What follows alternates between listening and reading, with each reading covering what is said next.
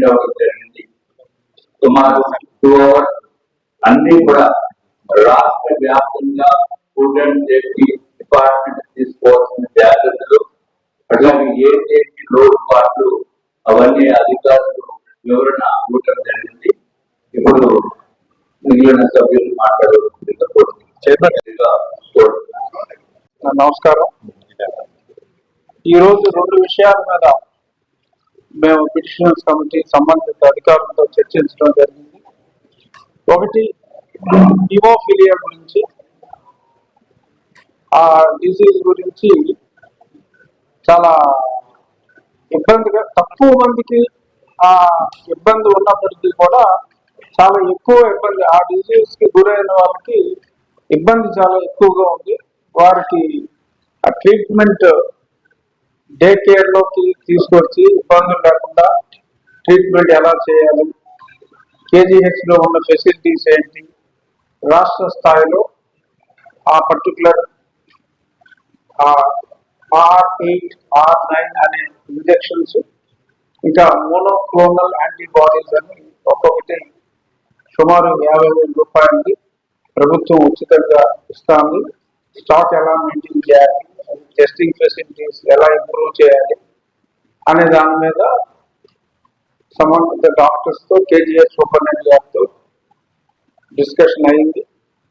దానికి వాళ్ళు ఏం చేస్తున్నారు, ఇంకా రాష్ట్ర ప్రభుత్వ స్థాయిలో ఏం చేయాలి అనే దాని మీద మేము కూడా ప్రపోజల్ పంపిస్తున్నాం. అండ్ దానికంటే ముఖ్యమైనది ఈరోజు ఫుడ్ సేఫ్టీ మీద హ్యూజ్ మ్యాన్ పవర్ షార్టేజ్ ఉంది. అంటే సుమారు ఒక 500 మంది రాష్ట్ర స్థాయిలో, వేరే స్థాయిలో ఉద్యోగులు కావాలి అంటే 25% మందితోనే ప్రస్తుతం ఆ డిపార్ట్మెంట్ ఉంది.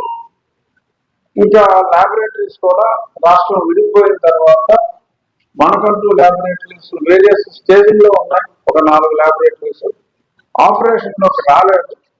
ఆపరేషన్ లోకి ఎంత త్వరితగతిన తీసుకురావాలి, ఆ జాబ్స్ ఎలా ఫిల్ చేయాలి, సచివాలయాల్లో పనిచేసే క్వాలిఫైడ్ వాళ్ళని ఇందులో ఇంకార్పొరేట్ చేయటం ఎలా, ఇమ్మీడియట్ గా ఈ స్ట్రెంగ్త్ ని పెంచుకొని ఈ ఫుడ్ సేఫ్టీకి FSSAI ప్రమాణాలను అనుసరించి ఎలా చేయాలి అనే దాని మీద చాలా డీటెయిల్ గా సమావేశం నిర్వహించాం. ఎందుకంటే ప్రస్తుతం మన ఫుడ్ సేఫ్టీలో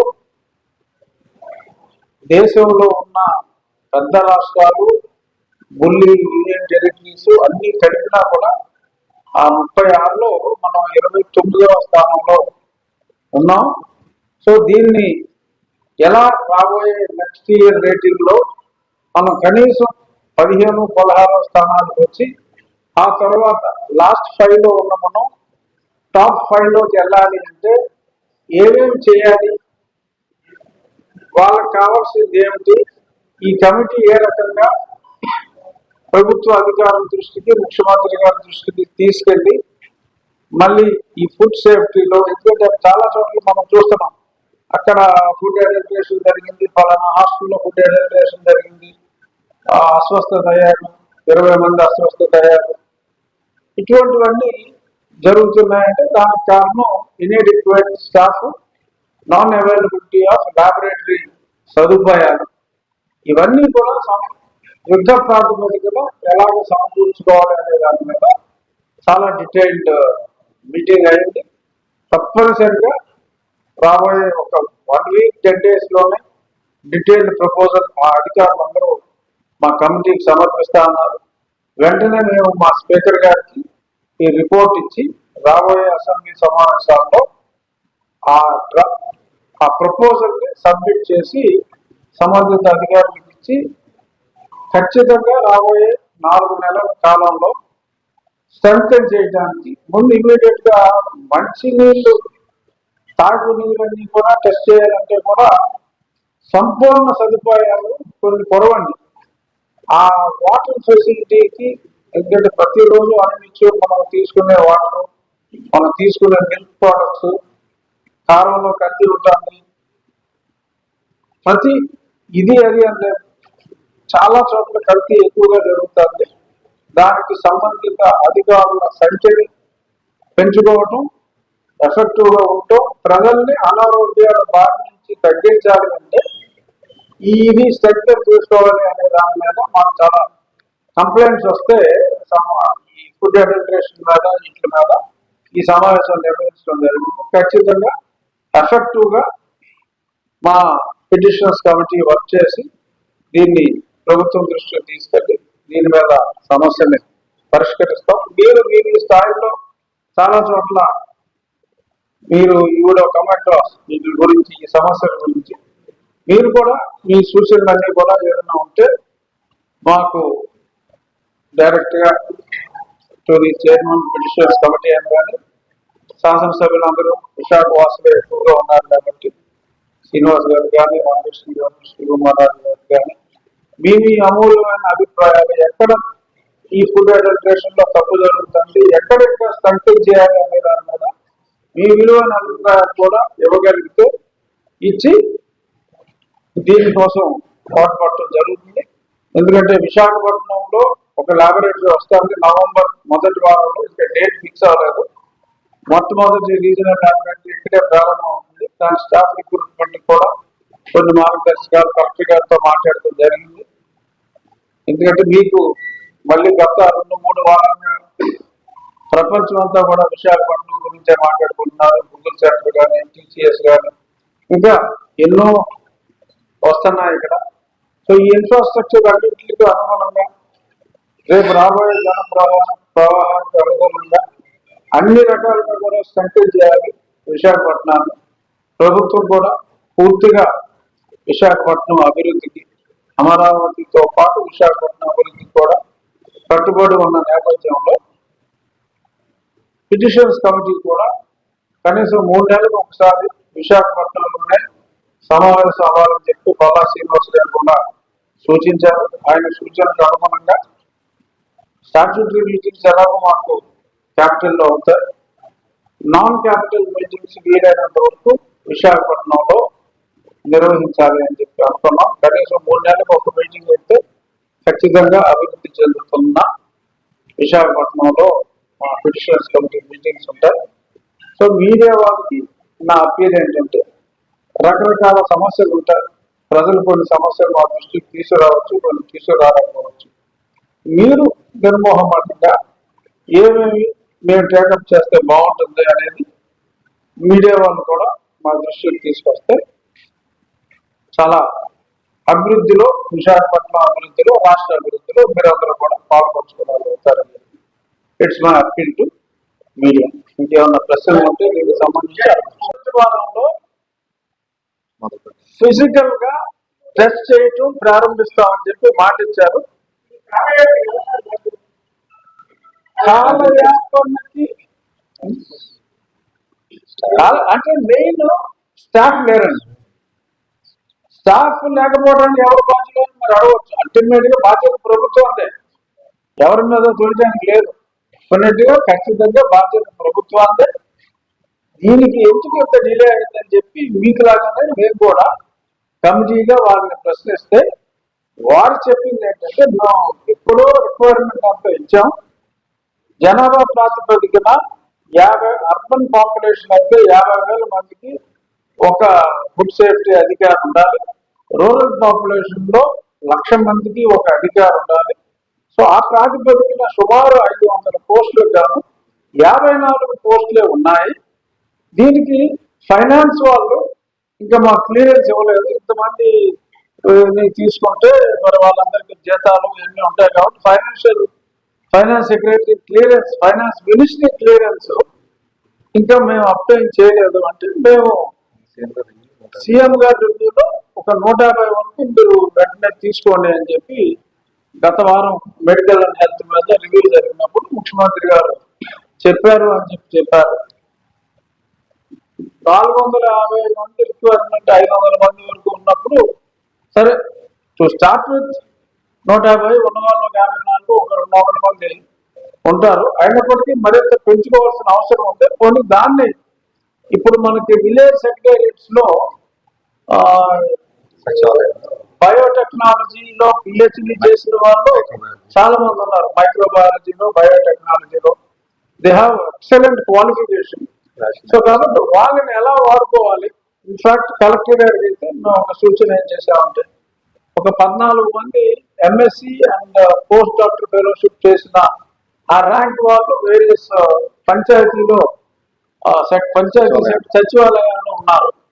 వాళ్ళని ఒక టెస్ట్ కేసు లాగా మనం ప్రభుత్వం మీద డెసిషన్ పెట్టి వాళ్ళ డెసిషన్ తీసుకునేదాకా ఆగడం కాకుండా ఈ 14 మందిని ఇమ్మీడియట్ గా ఇక్కడ కొత్తగా వచ్చే ల్యాబ్ లో కానీ ఏదో రకంగా మీరు ఒక ట్రయల్ లాగా వాడగలిగితే వాళ్ళని ఉపయోగించుకొని వాళ్ళ సర్వీసెస్ బాగున్నాయి అని అనుకుంటే ఒక రోల్ మోడల్ లాగా ప్రతి జిల్లాలో మనకి ఇలా మంచి క్వాలిఫికేషన్ తో ఉన్న వాళ్ళు ఉన్నారు.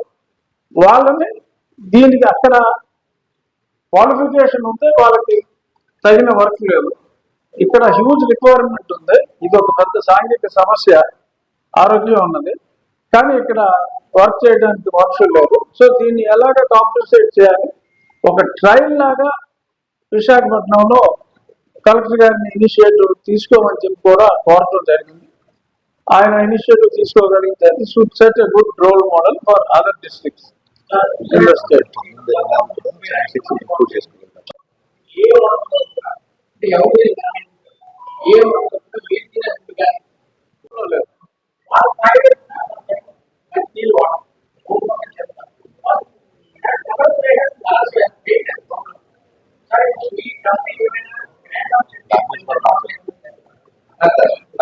మా విష్ణు కుమార్ రావు గారు నిన్న కొన్ని రోడ్డు మీద తినుబండారాలు, ఇడ్లీ సెంటర్లో ఇలాంటి ఫుడ్ సేఫ్టీ ఆఫీసర్ తీసుకుని ఇన్స్పెక్షన్ కూడా వెళ్ళారు. విష్ణు కుమార్ రావు గారు అంటే మా డ్యూటీ కాదు, ఆయన ఒక బిడ్ టెస్ట్ ఇక్కడ వెళ్ళడం జరిగింది. చెయ్యి ఇరిగిపోయినా సరే పాపం ఆయన వెళ్ళారు. బట్ ఇది మేము చేయలేము, నిజంగా చేయలేము. ఇది చాలా కష్టం. కానీ ఆయన వెళ్ళారు, ఇన్స్పెక్షన్ చేశారు. బట్ ఏంటంటే జస్ట్ ట్రై ఈ మీటింగ్ జరుగుతాయని అసలు ఏంటి తెలుసుకోవాలనే ఒక దాంతో ఎంతూజియాజంతో ఆయన వెళ్ళడం జరిగింది. బట్ మ్యాక్రో లెవెల్లో ఇక్కడ స్టాఫింగ్ చాలా అన్యాయంగా ఉంది. ఈ స్టాఫింగ్ పెంచాలి. ఎందుకంటే జబ్బులు వచ్చిన తర్వాత ట్రీట్ చేయడం వేరు, జబ్బులు రాకుండా సగం పాలల్లో కల్తీ చాలా దారుణం. ఇప్పుడు పాలు బాగా తెల్లగా ఉండడానికి ఫార్మాలిటీ కలుగుతారండి. ఇందాక ఒక ఏదో యూరియా కలుపుతారు. అసలు ప్రతి చిన్న ఐటెంలో కూడా ఏదో కాదేది కల్తీ కలపడం అయిపోయింది. కారంలో కల్తీ, ప్రతి దాంట్లో కూడా కల్తీ లేదు, చాలా కష్టం. అసలు స్టాఫే లేదు మన రాష్ట్రాల్లో. సో కల్తీకి చాలా మంచి బ్రహ్మాండంగా ఉందన్నమాట. ఇంకేంటి అధికారులు లేదు కదా, టెస్ట్ చేసే అధికారులు లేదు, శాంపిల్ తీసుకునే అధికారులు లేదు, టెస్ట్ చేసే అధికారులు లేదు, టెస్ట్ చేసే ల్యాబ్ లేదు. సో ఈ పరిస్థితి నుంచి ప్రజల ఆరోగ్యాన్ని కాపాడటం అనేది ప్రభుత్వ ఫండమెంటల్ బాధ్యత. వచ్చాక ఎన్టీఆర్ వైద్యసేవలు డబ్బులు ఇవ్వడం లేదు, జబ్బు రాకుండా చూసుకోవడం లేదు. అది ఎలా చూడాలి అనే దాని మీద ఇప్పుడు మేమందరం కూడా ఫోకస్ చేయడం జరిగింది. ఆఫీసర్లు లేరు వచ్చింది కూడా అదే మేము చెప్తున్నాం. 500 నుండి 50 మంది ఉన్నారు. ఇప్పుడు ఆఫీసర్ల సంఖ్యను పెంచడం ఫస్ట్ ప్రయారిటీ. రాబోయే 3 నెలల్లో ముందు సచివాలయం సిబ్బందిని కొంతమందిని అయినా సరే ఇక్కడ ముఖ్యమంత్రి గారికి చెప్పి కన్విన్స్ చేసి వాళ్ళని ఇక్కడ టెంపరీగా డిప్యుటేషన్ అయినా సరే తీసుకుని క్వాలిఫైడ్ ఇక్కడ ఉన్న క్వాలిఫైడ్ మన రిక్వైర్మెంట్ కన్నా ఎక్కువ మంది ఉన్నారు. ఆ క్వాలిఫైడ్ పీపుల్ ని ఇక్కడికి తీసుకొచ్చి ఈ వర్క్ లో పెట్టి మీరు అన్నట్టు 5 స్టార్ హోటల్ లేదు, రోడ్ సైడ్ వెండర్ లేదు, అందరినీ సమానంగానే చూస్తాం. 5 స్టార్ హోటల్ అంటే ఆటోమేటిక్ గా మంచి క్వాలిటీ ఉంటుంది అని ఏం లేదు. సో అన్నిటినీ కూడా ఖచ్చితంగా టెస్ట్ చేసి ప్రజలకి శుభ్రమైన నీరు, శుభ్రమైన ఆహారం సప్లై అయ్యేలాగా. ఇది ఒకటే కాదు, ఇప్పుడు మనం సోషల్ వెల్ఫేర్ హాస్టల్స్ ఉన్నాయి, అంగన్వాడీ సెంటర్లో వంట వండుతున్నారు. ఎక్కడైతే వంట వండుతున్నారో ఎవ్రీథింగ్ ప్రతిదీ కూడా ఈ పరిధిలోకి వస్తుంది. కానీ మనకి సిబ్బంది కొరత చాలా తీవ్రంగా ఉంది. ఫస్ట్ సర్జికల్ అటాక్ ఈ సిబ్బంది కొరత మీద ఫోకస్ చేసింది కమిటీ. ఖచ్చితంగా దానికి ఏదో రకంగా సొల్యూషన్ చూసి రాబోయే 2-3 నెలల్లో ఆ సిబ్బంది కొరత నివారించి, ఇప్పుడు ఇందాక ఆయన చెప్పారు సంవత్సరాల క్రితం వర్చువల్ గా ఓపెన్ చేశారు బాబు, ల్యాబ్ ఏమైందని అనిపిస్తుంది. మాకు కూడా ప్రభుత్వానికి కూడా చాలా ఇబ్బందికరమైన పరిస్థితి. మేము ఇన్ని మాటలు మాట్లాడతా గురించి అన్ని మాట్లాడతా, మరి ఆ ల్యాబొరేటరీ రెడీ ఓపెన్ చేయాలంటే ఇబ్బందిగానే ఉంటుంది. కానీ as we have to face it. And ఖచ్చితంగా నవంబర్ మొదటి వారంలో ప్రారంభిస్తా ఉన్నారు. సో ఒక రోజు అటు ఇటుగా ఖచ్చితంగా దాన్ని ప్రారంభించి విశాఖపట్నం ల్యాబొరేటరీతోనే ఈ సిస్టమ్ రీవ్యాంపింగ్ కి అంకురార్పణ జరుగుతుంది. కొన్ని బ్రోషర్స్ కూడా ఏదో రెడీ చేశారు. కానీ ఒక బ్రోషర్ పంచడం ఎంతమంది పంచగలం, 2 కోట్ల మందిలో ఎన్నిళ్ళకి ఆ బ్రోషర్ అవుతుంది, అది కరెక్ట్ కాదు. కాబట్టి కొంచెం మీడియాలో ఈ కలర్స్ వాడితే పోతారా బాబు అంటే తప్ప ఎవరో వాడని పరిస్థితి కనపడతా. హ్యూమన్ సైకాలజీ కూడా ఏంటో, ఏ రంగు ఏమన్నా వండితే చికెన్ కొంటల ఎర్రగా ఉంటాయని కొంటున్నాడు. ఎందుకు కొంటాడో తెలియదు. మరి కావాలని కోరి అనారోగ్యం కొని తెచ్చుకోవటం అంటే ఇదే. కొంచెం కన్జ్యూమర్ మైండ్ సెట్ కూడా మారాలి. కన్జ్యూమర్ మైండ్ సెట్ మారాలి అంటే దానివల్ల ఉన్న రుగ్మతులు ఏంటి, నీ లైఫ్ ఎంత తగ్గుతుంది అనేది తెలియాలి. అంటే సిగరెట్ తాగిన సిగరెట్ తాగితే హానికరం లాగా రంగులున్న ఈ పదార్థాలు తినొద్దు అని చెప్పి ఆ చికెన్ సెంటర్లో అమ్ముతూ ఉంటారు కదా, ఆ ప్రతి దగ్గర డిస్ప్లే చేస్తే మరి ఏదైనా ఉపయోగం ఉంటుందా అనేది కూడా ఆలోచించాలి.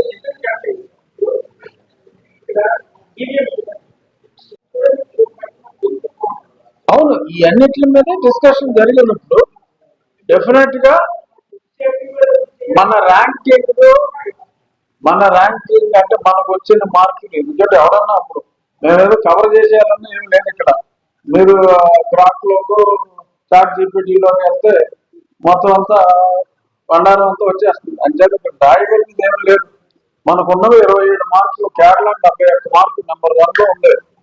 తమిళనాడు 69తో నెంబర్ 2లో ఉంది. ఆఖరి జమ్మూ అండ్ కాశ్మీర్ నెంబర్ 3లో ఉంది, చిన్న రాష్ట్రం. మనం 27 మార్కులతో ఉన్నాం. ఇది నిజం.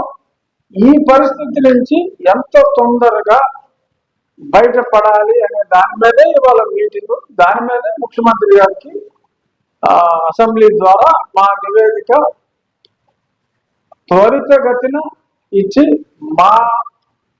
ఇచ్చే రిపోర్ట్ పంపే మా పని అయిపోయింది అని గుడిపేసి కూర్చోకుండా మేమందరం కూడా, శ్రీనివాస్ గారు కానీ, రామకృష్ణ గారు, విష్ణు కుమార్ రాజు గారు అంటే తెలుసు కదా, ఆయన అసెంబ్లీలో అలాగే అందరి మీద పడిపోతున్నారు. సో చేస్తా ఉంటారు, ఆయన చెయ్యి చేశాడు.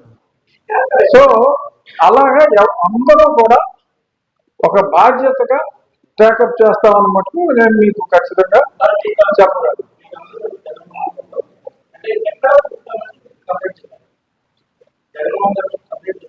మొదలు ఆయనకి చిత్తూరులో అక్కడ బయట ఉంటుంది. సో ముందు ఫస్ట్ కంప్లైంట్ ఆయన ఇచ్చారు. ఆయన చిత్తూరే కాదు, అమలుగా ఊరు తిరుగుతూ ఉంటాయి.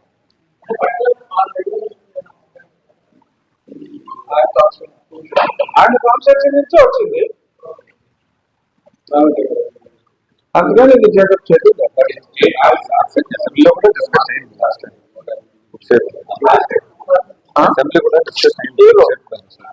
ఇప్పుడు ఇలాంటి మంచి బెల్లం ఎలా ఉంటుంది, కొంచెం నల్లగా ఉంటుంది, ఆ హానికరమైన బెల్లం తెల్లగా ఉంటుంది.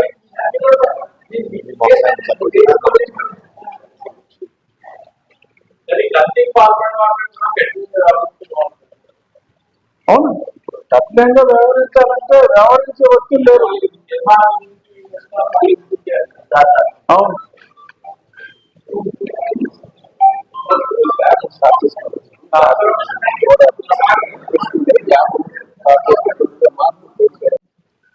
అందుకని మంచి బెల్లాన్ని చెడు బెల్లం చేయడానికి డబ్బులు ఖర్చు పెట్టి మరి అమ్మాలి సార్.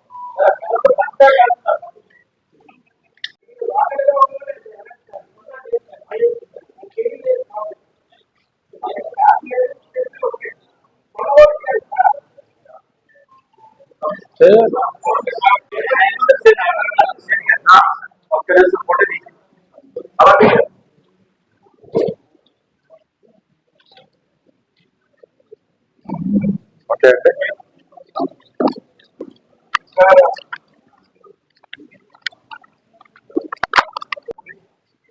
ఇప్పుడు రేపు గూగుల్ అనుబంధ రైడర్ అని చెప్పి సంస్థ రైడర్ అని చెప్పేసి దాని ద్వారా మరి 1,30,000 కోట్ల రూపాయలు పెట్టుబడి పెట్టడం చాలా ఆనందంగా ఉంటుంది. పెట్టడానికి సాక్షాత్తు గూగుల్ CEO అయినటువంటి పిచ్చయ్య గారు, సుందర్ పిచ్చయ్య గారు వారే విశాఖపట్నం అనే ప్రాంతం ఆ ప్రాంతంలో పెడుతున్నారని చెప్పేసి కూడా వాళ్ళు అనౌన్స్ చేయడం, అలాగే కేంద్ర ప్రభుత్వం సమక్షంలో చేయడం చాలా గుర్తొస్తుంది. రేపు మనకి విశాఖపట్నం ఒక యాంకరేజ్ పాయింట్ గా కాబోతుంది. సాఫ్ట్వేర్ కంపెనీస్ కి రావడానికి ఒక యాంకరేజ్ కంపెనీగా, ఒక ఎకో సిస్టమ్, ఒక సానుకూలమైన వాతావరణం రావడానికి ఆస్కారం ఉందని చెప్పి సందర్భంగా తెలియజేస్తున్నాను.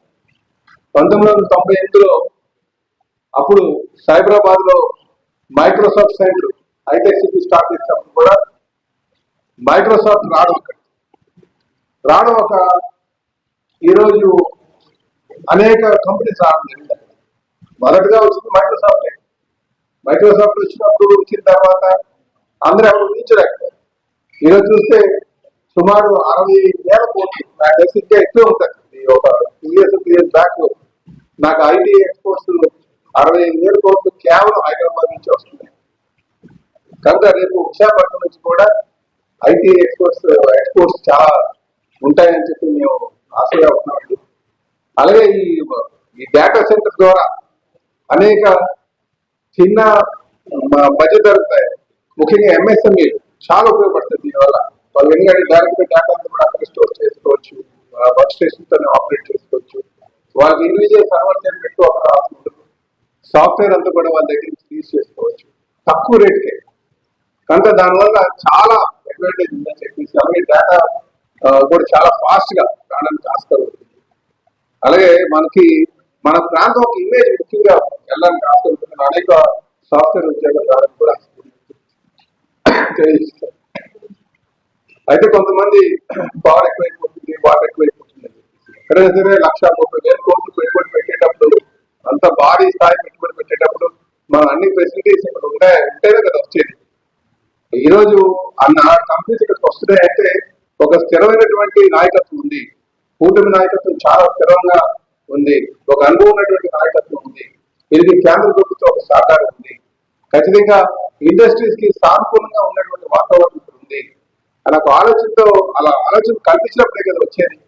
కనుక ఈరోజు అనుభవమైనటువంటి నాయకుడు చంద్రబాబు నాయుడు గారు ఒక దృష్టిలో పెట్టుకొని, అలాగే మా యువ నాయకులు, మా భవిష్యత్ నాయకులు లోకేష్ బాబు యొక్క చదువుతోనే ఆయన చూపినటువంటి ఇంట్రెస్ట్, ఐటీ శాఖ మంత్రి ఆయన చూపినటువంటి ఇంట్రెస్ట్ ఇక్కడ అనేక కంపెనీలు వస్తున్నాయి.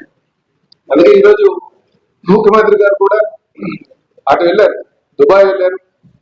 మా యువ నాయకులు ఆస్ట్రేలియా పెట్టుబడిదారులు ఇక్కడ తీసుకున్నారు. ఎందుకంటే మనకి సంక్షేమం చాలా బాగా చేసుకున్నాం. సంక్షేమంతో పాటు మనకి పెట్టుబడులు రావాలి. పెట్టుబడులు వస్తేనే సంపద సృష్టికి ఆస్కారం ఉంది. సో సంక్షేమం, అభివృద్ధి, సంపద సృష్టి, ఈ 3 సమపాలు ఉంటే తప్ప మనం ఈ అప్పుల బారి నుంచి బయటపడలేటువంటి పరిస్థితి. కనుక ప్రతి ఒక్కరు కూడా దీన్ని సహకరించారు. అపోజిషన్ కూడా ప్రతిదీ స్టేట్ ప్రచారంతో ముందుకు తీసుకెళ్తున్నారు. మనకి రాజకీయం అనేది ఎలక్షన్ లో ఖచ్చితంగా ఎలక్షన్ వచ్చే 3 నెలలు 4 నెలల ముందు ఖచ్చితంగా చేద్దాం. కానీ ఇప్పుడు అభివృద్ధికి తెలుగువాడ యొక్క అభివృద్ధిని అందరూ కూడా పాటించాలి. ఏమైనా మరి నిర్మాణాత్మకమైనటువంటి సలహాలు సూచనలు ఖచ్చితంగా అభివృద్ధి తీసుకుంటాం. కానీ ఈరోజు ప్రతి ఒక్కరు కూడా సహకరించాలి అని చెప్పి ఈ సందర్భంగా అవగాహన కల్పించాలి. ఇప్పుడు సంస్థలు కూడా కొన్ని ప్రజల దగ్గరికి వెళ్ళి అట్లా ఎంతమందికి స్థానిక ఉద్యోగం వస్తారు, ఎంతవరకు ఇది ఉపయోగపడుతుంది, మన జీడిపిలో ఎంతవరకు ఇది సహాయపడుతుంది, ఎంతమందికి ఎంప్లాయ్మెంట్ ఇస్తాం చేస్తాం, ఇవన్నీ కూడా అవేర్నెస్ కూడా పబ్లిక్ లో తీసుకురావాలి. అంటే గత ప్రభుత్వం చెప్పినట్టు మీరు అన్నారు కనుక విషయం చెప్పాలి. గత ప్రభుత్వంలో కొంత దుర్మార్గమైనటువంటి ఆలోచనలు ఉంటాయి. ఏ విధంగా అంటే ఇప్పుడు చూడండి, ఫ్రాంక్లిన్ టెంపుల్టన్ వచ్చింది. ఫ్రాంక్లిన్ టెంపుల్టన్ అనేది చాలా పెద్ద కంపెనీ. ఆ కంపెనీని ఏం చేశారు, వాళ్ళ పైన లేకపోయినటువంటి ఆరోపణలు చేశారు. కంపెనీ ఊరు వెళ్తుంది, జోకి వెళ్తుంది. కనుక ఆ రోజు కేవలం వాళ్ళ యొక్క తప్పిదాల వల్లే మేము భావిస్తున్నాం. ఈ రోజు మనకు మళ్ళీ అవకాశం వచ్చింది. ఈరోజు ఒక అనుభవం నాయకత్వం ఉంది. ఈరోజు మన తెలుగు వారి యొక్క భవిష్యత్తు దృష్టిలో పెట్టుకుని, రాష్ట్రం యొక్క భవిష్యత్తు దృష్టిలో పెట్టుకుని మన సహకారం అందించాల్సిన అవసరం ఉంది. ఇది మేము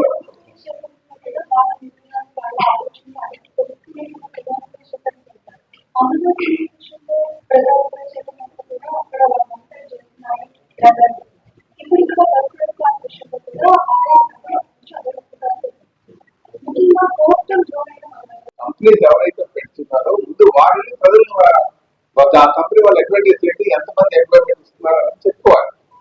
ప్రజలు వ్యతిరేకించేటప్పుడు ఖచ్చితంగా నాటిలో ప్రజల పక్షాన్ని ఉంటారు. కనుక మేము ఒకటే తెలియజేస్తున్నామంటే, ఏ కంపెనీ అయినా సరే మీరు పెట్టదలుచుకున్నప్పుడు ప్రజల్ని మీరు కన్విన్స్ చేయాల్సిన అవసరం ఉంది. ఎంతమంది లోకల్కి ఎంప్లాయ్మెంట్ ఇస్తారు. కొన్ని దిక్కులో ఉంటే ఎంప్లాయ్మెంట్ ఇవ్వట్లేదు కనుక వ్యతిరేకిస్తారు.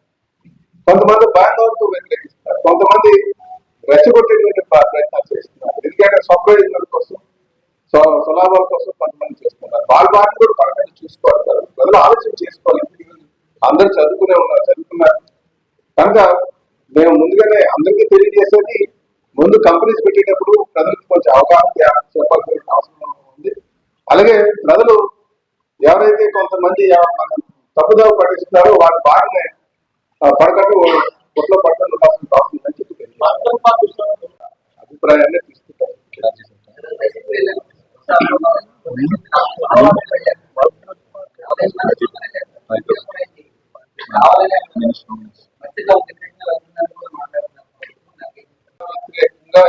ఎవరు ఇష్టపడలేదు. ప్రజల యొక్క నిర్ణయాన్ని మేము తీసుకుంటాం. ఇది మీకు అందరికీ తెలియజేస్తుంది. నేను అదే అంటున్నాను, ఎప్పుడు కూడా ప్రతిపక్షం కూడా నిర్మాణాత్మకటువంటి పాత్ర పోషించాల్సిన అవసరం ఉంది అని తెలియజేస్తుంది. అనకాపల్లి స్పెషల్ రెండు కలిసే వెళ్దాం. ఇప్పుడు అయితే వేరే జిల్లా కూడా ఒక జిల్లా రికార్డు అయితే ఏదేమైనా ఈ కొత్తగా ఏర్పడినటువంటి రాష్ట్రానికి విశాఖ అనకాపల్లి ఒక గ్రోత్ ఇంజిన్ గా మారబోతున్నాం. గతంలో ఉత్తరాంధ్ర వెనుకబాటు తరం వల్ల మనం ఎంత ఇబ్బంది పడ్డామో, వెనుకబాటు జరుగుతుందని, ఇక్కడ ఉన్న వనరులు ఉపయోగించుకోవడం లేదని, ఇక్కడ అవకాశాలు ఉపయోగించుకుంటే మీకు హైదరాబాద్ మించినటువంటి మహానగరం తయారయ్యేటువంటి అవకాశాలు అన్ని కూడా ఉన్నాయి. నేచురల్ రిసోర్సెస్ ఉన్నాయి, స్ట్రెంగ్స్ ఉన్నాయి. అది ఉపయోగించుకునే పరిస్థితి ఇప్పుడు ఈ కూటమి ప్రభుత్వం తీసుకుంటే, ముఖ్యంగా గౌరవ ముఖ్యమంత్రి చంద్రబాబు నాయుడు గారికి, పవన్ కళ్యాణ్ గారికి, నారా లోకేష్ గారికి నా హృదయపూర్వక అభినందనలు తెలియజేస్తున్నాను. ఎందుకంటే ఒక గూగుల్ అనేటువంటి కంపెనీ విశాఖపట్నం రావడానికి సన్నివేశం కాదు. అది data centre out side USA మొట్టమొదటి పెద్ద డేటా సెంటర్. ప్రపంచ దేశాలకి సుమారు 12 దేశాలకి డేటా సెంటర్ గా హబ్గా ఉండే అవకాశం ఉంది. ఇది డేటా హబ్ గానే కాకుండా అమరావతిలో క్వాంటమ్ వాల్యూ ఒకటి వస్తుంది. అంటే ఐటీ ఎట్లాగైతే గతంలో 20-30 సంవత్సరాల కూడా, ఇప్పుడు నెక్స్ట్ వచ్చేది క్వాంటమ్ యుగం.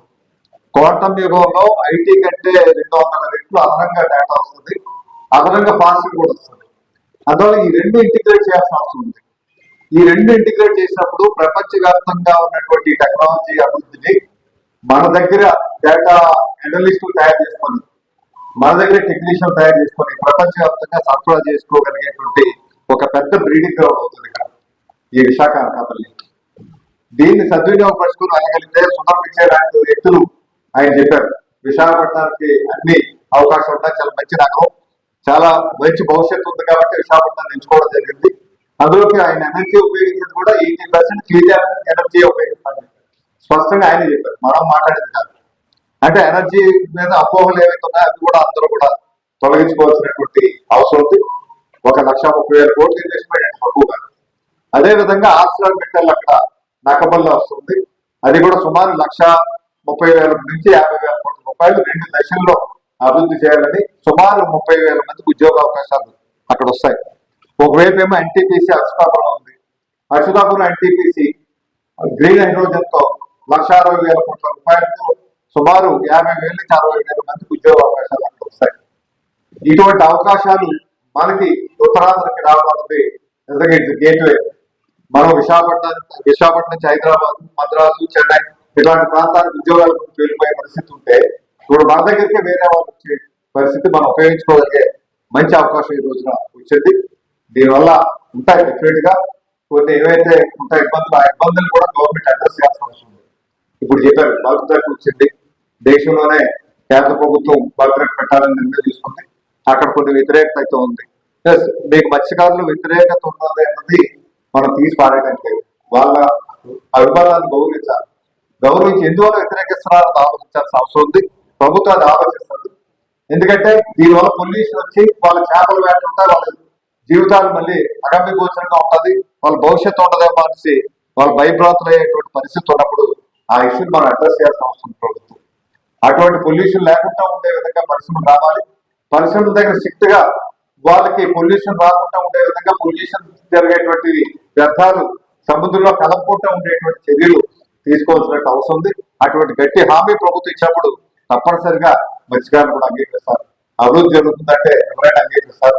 ఎందుకంటే వాళ్ళు భయపడడానికి కావాల్సిన కారణాలు కూడా ఉన్నాయి. ఇప్పుడు కొన్ని పరిశ్రమలు చూస్తున్నాం, వాళ్ళు వ్యర్థాలని శుద్ధి చేయకుండా సముద్రంలో కలిపేస్తున్న పరిస్థితులు ఉన్నాయి.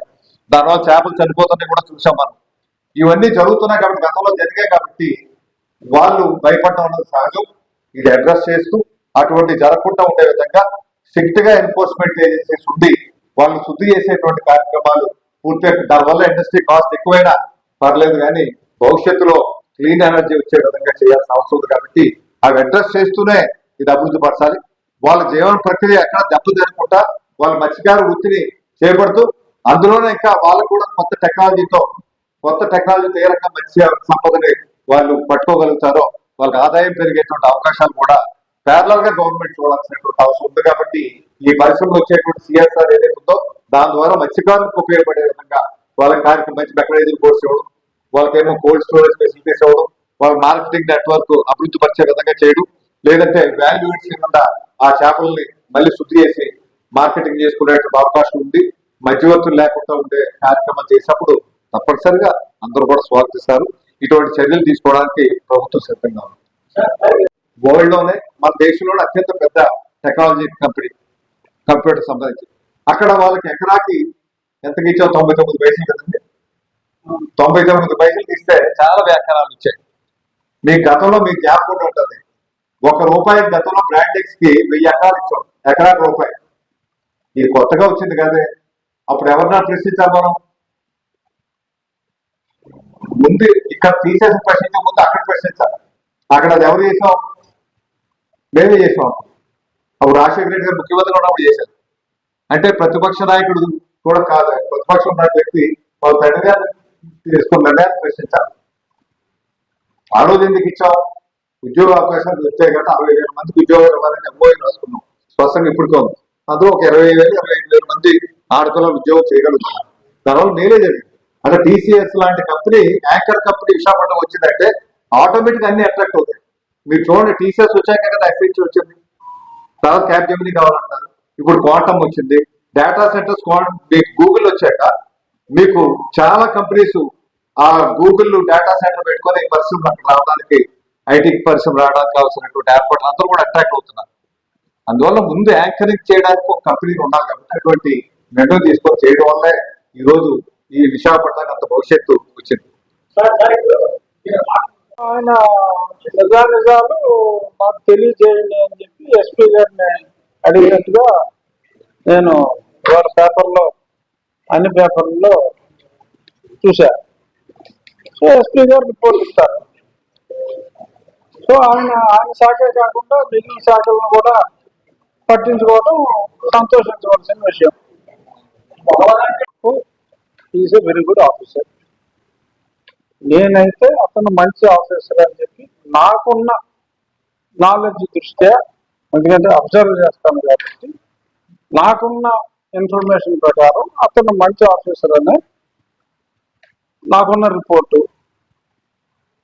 వెస్ట్ గోదావరి, భీమవరంలో ట్రాక్ ఆడుతున్నారు అంటే ఇప్పుడు ఎలా ఉంటుందంటే ఊపిరి తీసుకుంటున్నట్టే ఉంటుంది అక్కడ. మా జిల్లాలో గోదావరి జిల్లాలో ఎవరు పడితే ఇంట్లోనే ఎక్కడో ఆడేస్తూ ఉంటారు. చాలా స్ట్రిక్ట్ గా ఎన్ఫోర్స్మెంట్ అయితే గత 2-3 నెలలుగా జరుగుతుంది. అందుకనే ఏదో తుఫాన్ వస్తే తుఫాన్ షెల్టర్కి వెళ్ళినట్టు చాలా మంది గోవాకి శ్రీలంకకి వెళ్ళిపోతున్నారు వీటికి. ఈ నిజాలు. బట్ ఖచ్చితంగా ట్రాక్ ఆర్డర్ మీద గవర్నమెంట్ ఉక్కుపాదం అవుతుంది. సో జోదం అనేది గత కొద్ది మాసాలుగా గవర్నమెంట్ ఉక్కుపాదం, పోలీస్ డిపార్ట్మెంట్ ఎస్పీ గారు ఉక్కుపాదం పెట్టిన తర్వాత భీమవరమే కాదు ఆ చుట్టుపక్కల ప్రాంతాలు, చుట్టుపక్కల జిల్లాలు ఎక్కడ కూడా ట్రాక్ అనేది జరగట్ల. భీమవరంలో కూడా ట్రాక్ అనేది జరగట్లేదు.